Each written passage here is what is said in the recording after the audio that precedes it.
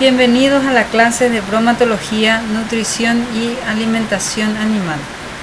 Soy la profesora doctora Lilian Vázquez Fretes.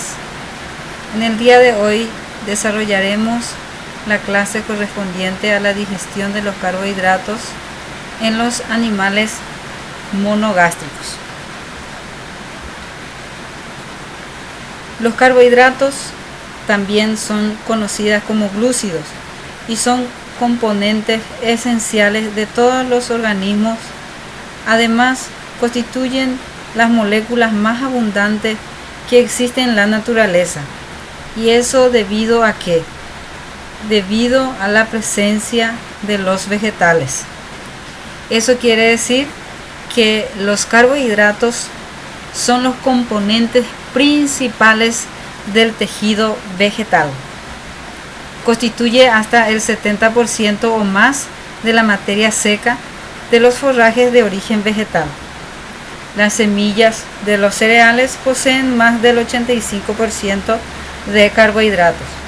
Las plantas sintetizan sus carbohidratos utilizando energía solar, dióxido de carbono y agua, liberando así el oxígeno por medio de un proceso denominado fotosíntesis.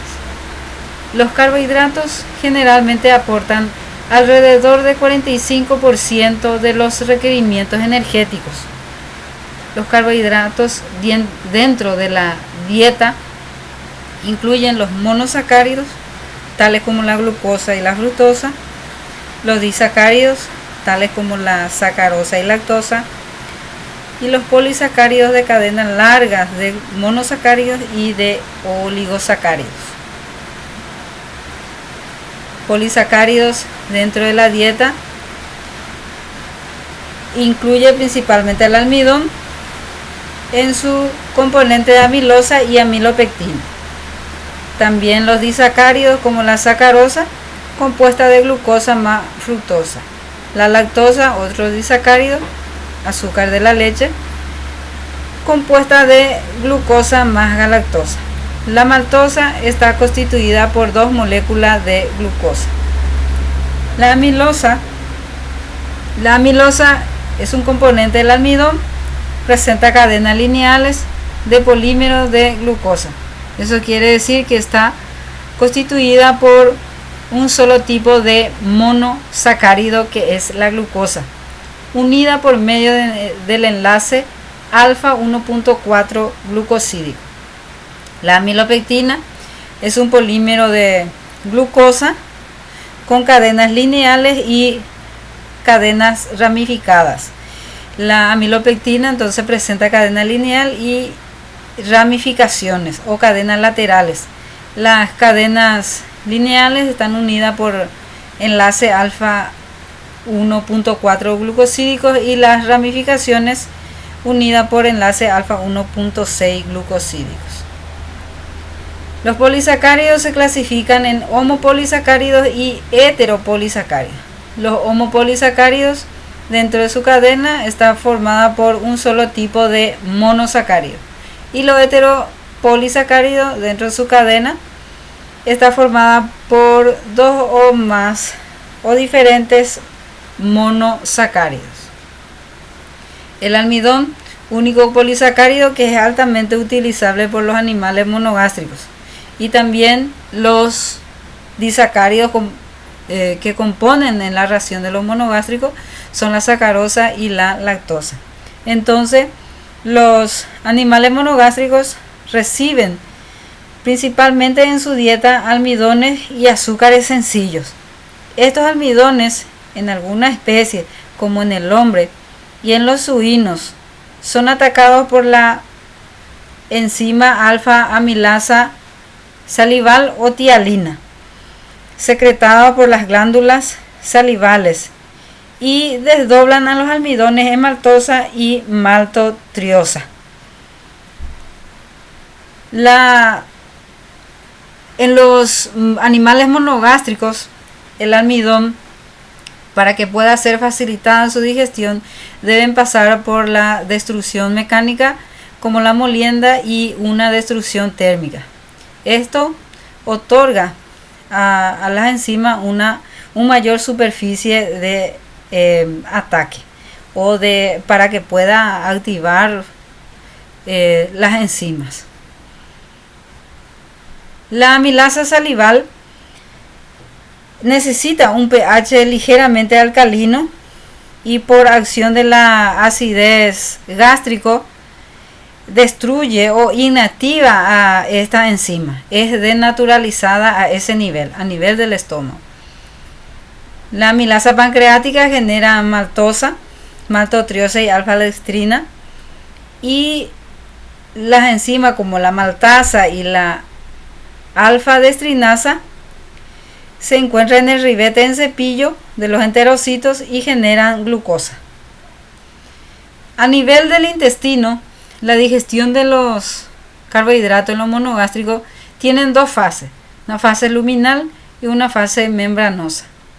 En la fase luminal se degrada los polisacáridos, principalmente el almidón, y en la fase membranosa se degradan prácticamente los disacáridos o los otros elementos o nutrientes ingeridos por el animal por medio de las enzimas que se encuentran ancladas en la mucosa de los enterocitos. La digestión del almidón en su forma de amilosa se inicia a nivel de la cavidad bucal y en la luz intestinal por medio de la amilasa pancreática. Estas enzimas desdoblan al almidón en maltosa, maltotriosa.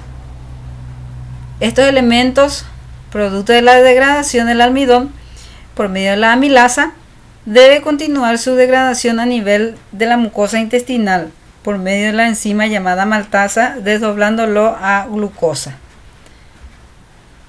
La amilopectina, otro elemento del almidón, también inicia su digestión a nivel de la boca por medio de la amilasa salival y en la luz intestinal por la alfa-amilasa pancreática.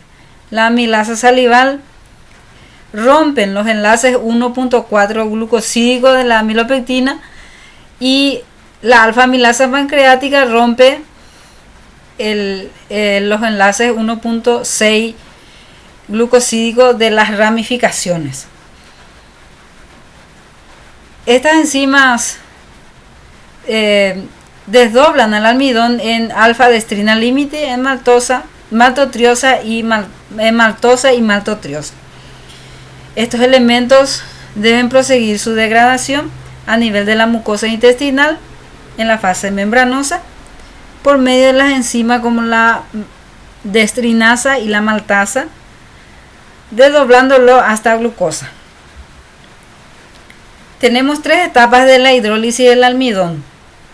El almidón más agua genera dextrina, dextrina más agua genera maltosa, maltosa más agua genera glucosa, que es el producto final de la digestión del almidón en los monogástricos. Continuando con la digestión, en el caso de los disacáridos como la lactosa, este inicia su digestión a nivel de la fase membranosa por medio de la enzima llamada lactasa, desdoblándolo a glucosa y galactosa. La sacarosa también inicia su digestión a nivel de la mucosa intestinal o en la fase membranosa por medio de la sacarasa, desdoblándolo a glucosa y fructosa. Así tenemos como producto final de la digestión de los carbohidratos en los monogástricos glucosa, fructosa y galactosa. Estos deben pasar hacia el torrente sanguíneo por un mecanismo de absorción por medio del transporte activo para que pueda pasar hacia la sangre y llegar al hígado. Rebobinando acá las enzimas que hidrolizan los carbohidratos, tenemos en la saliva y en el jugo pancreático y en el borde en cepillo. En la saliva y jugo pancreático encontramos la amilasa y en el borde en cepillo tenemos la maltasa, isomaltasa, la sacarasa o sucrasa y la lactasa. ¿En qué consiste la digestión? La digestión es el proceso de reducción de las macromoléculas en sus monómeros constituyentes. La relación que existe entre la digestión de la fase membranosa con la absorción. Las enzimas que se encuentran ancladas en los enterocitos, en los bordes en cepillo de los enterocitos, reciben los nutrientes, los degrada y así, de esa forma se facilita la absorción, su pasaje hacia el torrente sanguíneo. Esquema de la digestión de los carbohidratos en los monogástricos. Tenemos acá la fase luminal y la fase membranosa, dos fases de digestión. En la fase luminal se degrada el almidón, en la fase membranosa se degradan los productos de la degradación del almidón y los otros disacáridos como la lactosa y la sacarosa, generando como producto final glucosa, fructosa y galactosa. Son monosacáridos. ¿Qué destino metabólicos van a tomar estos monosacáridos una vez absorbidos? Vía sanguínea, van al hígado y se metabolizan en tres formas principales: como fuente inmediata de energía, como precursor de glucógeno hepático y muscular y como precursor de triglicérido tisular. La cantidad relativa de cada uno de las diferentes formas de metabolismo va a depender del estado energético del animal y de la cantidad de carbohidratos que han sido absorbidas. Ejemplo, en un monogástrico, después de una comida abundante, existe una hiperglucemia, un aumento de glucosa. ¿Y qué va a suceder? Para que pueda balancearse rápidamente, el páncreas secreta la insulina, cuya función es la de disminuir la concentración de la glucosa en sangre, ¿verdad? Es una hormona hipoglucemiante. Y durante un ayuno, en estos animales existe una hipoglucemia, bajo nivel de glucosa en sangre. También hay una hormona que se estimula, producida por el páncreas, denominada glucagón, y esto libera a la glucosa que se encuentra almacenada como glucógeno en el tejido animal, y también degrada por medio de la lipólisis glicerol para que pueda generar glucosa.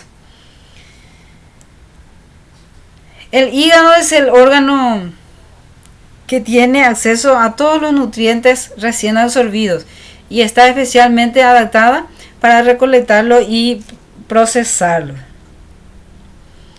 ¿Cómo se genera la energía a partir de los monosacáridos?